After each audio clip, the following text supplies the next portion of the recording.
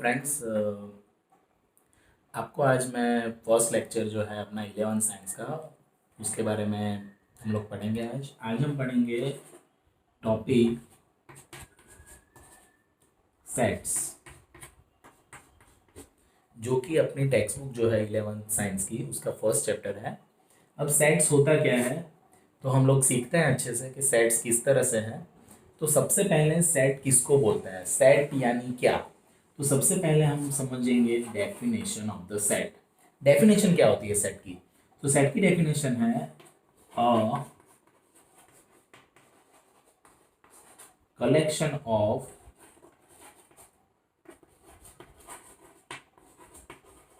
Well defined objects. A collection of well-defined objects is always known as a what set. तो set का basic definition आपको clear होना चाहिए mind में आपके कि सेट होता क्या है। देखो ये जो वर्ड है ना वेल डिफाइंड, ये बहुत अहम भी है ना। जैसे मैं आपको ऐसा बोलूँ कि फर्स्ट 5 नेचुरल नंबर्स, तो we all say that the first 5 natural number is 1 2 3 4 5। तो that is a set, that is called as a set. But अगर मैं आपको ऐसा बोलूँ कि number of stars at this time of the day, तो number of stars आपको कितने दिखे, कब कौन सा दिखे, कब कौन सा नहीं दिखे, ये तो कोई डिफाइन नहीं हुआ ना, परफेक्ट डिफाइन नहीं हो सकता। तो that is not called a set. तो सेट ऑफ एनी ऑब्जेक्ट्स और any elements is always a well defined. मैं आपको ऐसा बोलूँ कि अपना सपोज हमारे 100 लोग खड़े हैं, बराबर है। अब मैं ऐसा बोलूँ 100 लोग में से कितने लोग जो है वो ऑलवेज सच बोलते हैं, या तो वो ऑलवेज राइट बोलता है। तो इसका कोई परफेक्ट सेट नहीं हो सकता। क्यों? क्योंकि कोई भी राइट नहीं भी बोल सकता है, बोल भी सकता है। अगर राइट नहीं बोलता होगा तो भी बोलेगा मैं तो राइट ही बोलता हूँ। तो ये वेल डिफाइंड सेट नहीं हो जाएगा, बराबर। तो वेल डिफाइंड सेट होना यानी क्या है, जिसको आप परफेक्टली बोल सकते हो कि इसमें इतने एलिमेंट है और ये श्योर है। Okay, that is called well defined collection of objects which is the definition of set.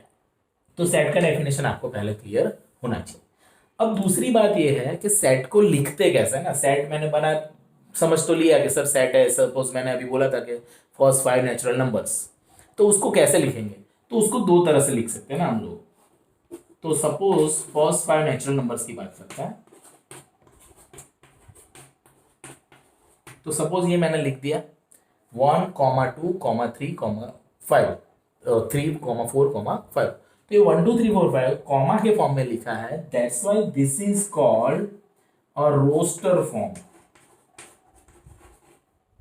Roster form, देखो रोस्टर फॉर्म और दूसरा भी उसका नाम है टेब्यूलर फॉर्म।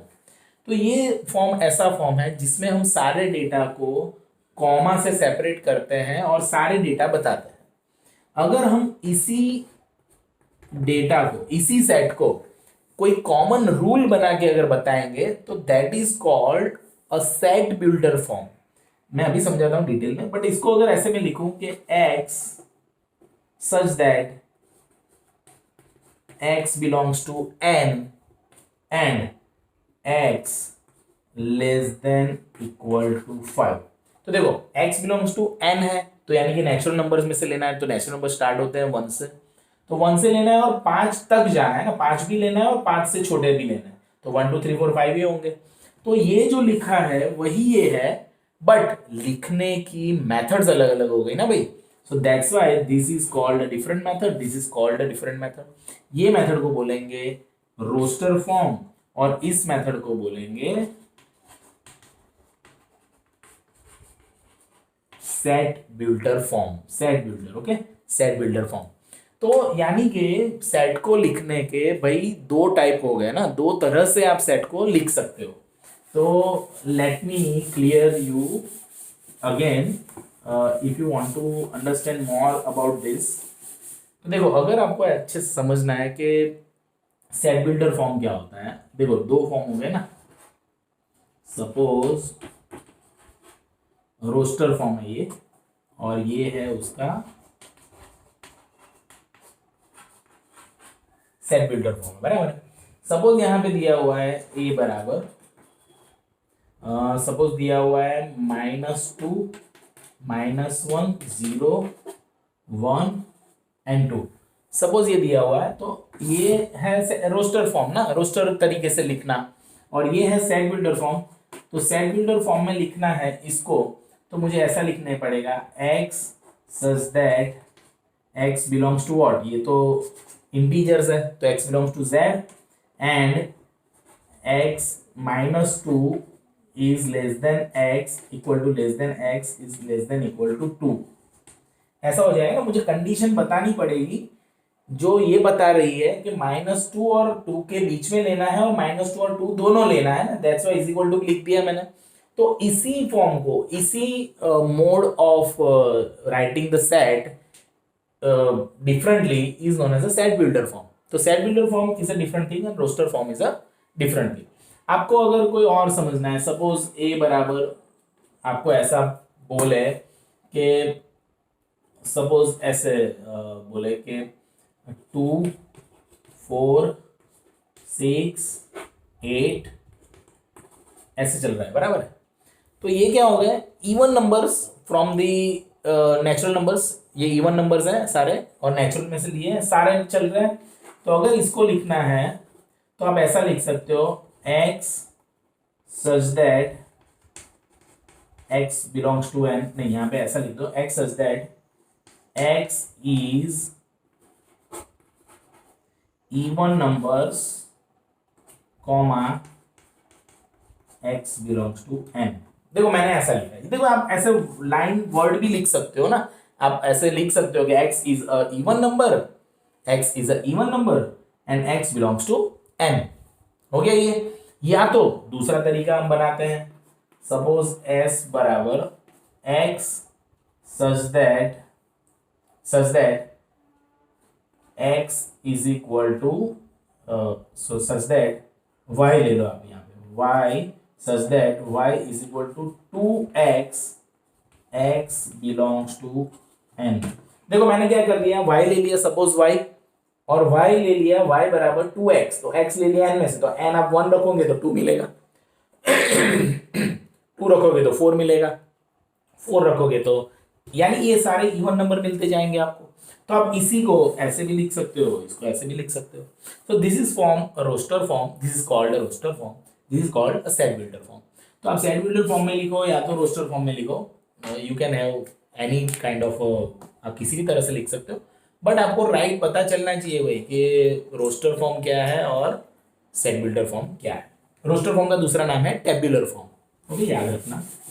तो ये मैंने पढ़ाया आपको क्या, तो कि सेट को लिखते कैसे। अब टाइप्स ऑफ सेट की बात करते हैं। सपोज सेट्स कैसे कैसे होते हैं, कितने टाइप्स के होते हैं। तो सपोज टाइप्स, तो सेट के टाइप्स क्या है ना, सेट कौन से है, सेट कौन से टाइप्स के होते हैं सेट। तो first type is finite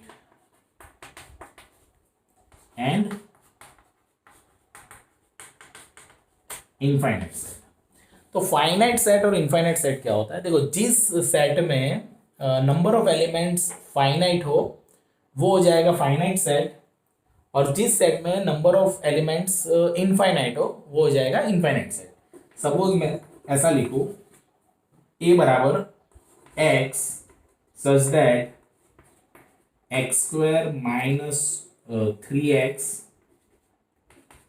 plus 2 is equal to 0 और x belongs to n, ऐसा है, बराबर, ये इसी में है। ओके ओके, सपोज ऐसा है, तो x such that x² minus 3x plus 2 is equal to 0, x belongs to n है सपोज। तो यहाँ पे आपको ये पता चलेगा कि इसका सॉल्यूशन मैं जब करूंगा तो x मुझे 2 1 2 यानी मुझे 2 मिलेगा और 1 मिलेगा, यानी मुझे फाइनाइट 2 वैल्यूज मिल रही है। तो इस सेट को बोलेंगे finite set.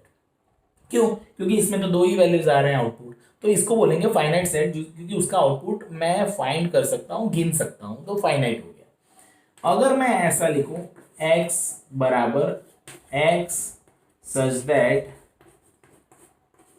x belongs to n, अब ये क्या लिखा है, x such that x belongs to n, तो x such that x belongs to n यानी क्या हो गया ये 1 2 3, ये तो चलता रहेगा ना दोस्तों, ये तो बड़ा धुरंधर वाला सेट हो गया ना, क्योंकि ये तो इनफाइनाइट तक जा रहा है, अपने को पता नहीं इसका लास्ट वैल्यू क्या होगा। So that type of set is known as infinite set. Okay, so finite set क्या होता है, इनफाइनाइट सेट क्या होता है, ये आपको पता चलना चाहिए ना, आपको बेसिकली पता चल जाना चाहिए कि फाइनाइट सेट क्या है और इनफाइनाइट सेट क्या है। क्लियर हो गया?